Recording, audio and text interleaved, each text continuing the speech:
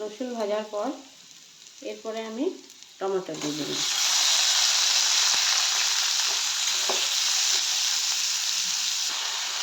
আমার টমেটো হয়ে যাচ্ছে ভাজা। এরপর আমি যে মশলাগুলো প্লেটে নিয়েছিলাম এর মধ্যে আমি অল্প পরিমাণে জল দেব, মশলাটা মাখিয়ে নেব।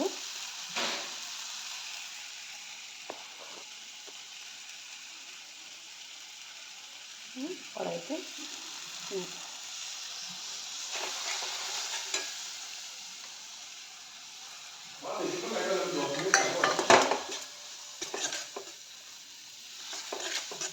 দেখুন, আমি তো ভিডিও প্রথম বানাচ্ছি, তাই যদি কোনো কিছু ভুল হয় তো প্লিজ সবাই নিজের মনে ক্ষমা করবেন। আরেকটা কথা আমি অতি অবশ্যই বলতে চাই যে অনেক মানুষ সবার ভাষা নিয়ে হাসাহাসি বা এর ভাষা এটা, ওর ভাষা এরকম সেরকম। দেখুন, আমাদের সবার মাতৃভাষা আলাদা আলাদা, সবার মাতৃভাষার টানও থাকবে। তাই আমার ভাষা যদি আপনাদের কারো খারাপ লাগে তো সেটা নিয়ে প্লিজ কোনো হাসাহাসি করবেন না, এটা আমার বারবার আপনাদের কাছ থেকে রিকোয়েস্ট।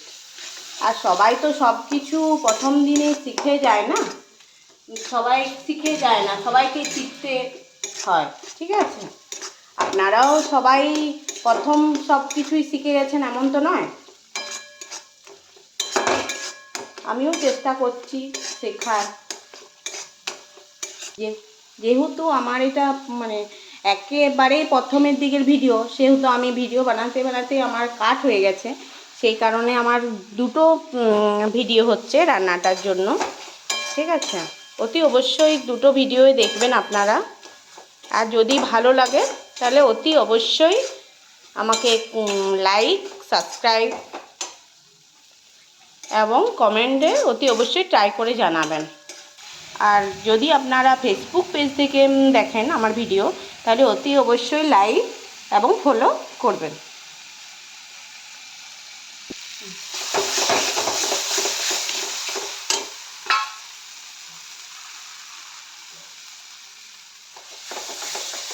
মশলাটা পুরো ভাজা হয়ে গেছে, এরপর অল্প অল্প আমি জল দিলাম। জল দিয়ে একটুকু বেশি করে জল দিয়ে আর একবার ফোটাবো, তাহলে মশলার যে কাঁচা কাঁচা গন্ধ সেটা আর থাকবে না, পুরোই চলে যাবে।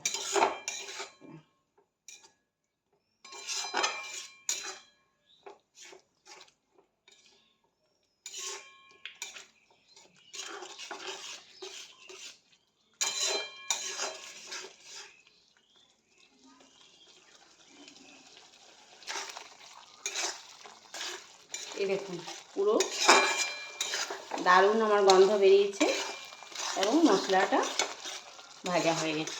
এরপরে আমি পরিমাণ মতো জল দেব। এখানে আমি 2 বাটি, 2.5 বাটির মতো জল দিচ্ছি।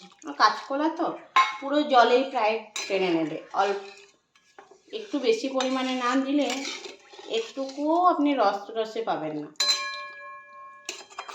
এরপরে এটা ফুটে ব্যাস তৈরি হয়ে যাবে কাঁচকলার কোপ্তাকারি।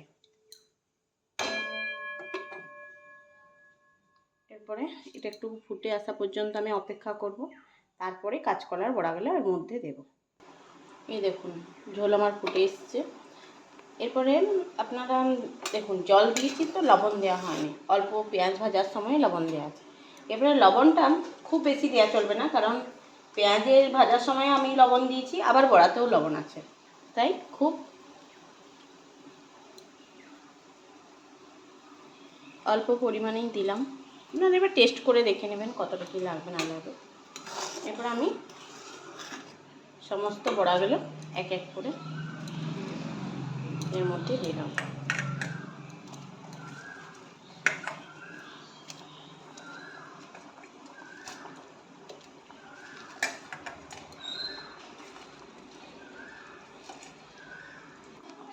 ফুটে গেছে, এরপরে আমরা নামিয়ে নেব।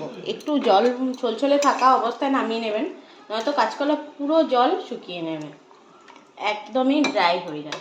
তাই যতটা সম্ভব আপনারা জল থাকা অবস্থায় নামাবেন।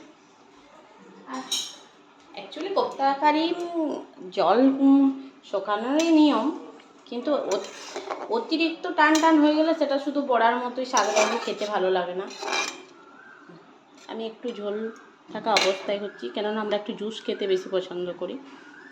ঠিক আছে, এরপরে দেখুন কারো কারো যদি একটু রিচ খাওয়ার ইচ্ছে থাকে, যে না এটা পাতলা, খুব বেশি পাতলা মনে হচ্ছে, তাহলে এর উপর থেকে একটু গায়া ঘি আপনারা দিতে পারেন। আমি একটু গায়া ঘি দিচ্ছি না, কারণ আমি গায়া ঘি খুব একটা পছন্দ করি না।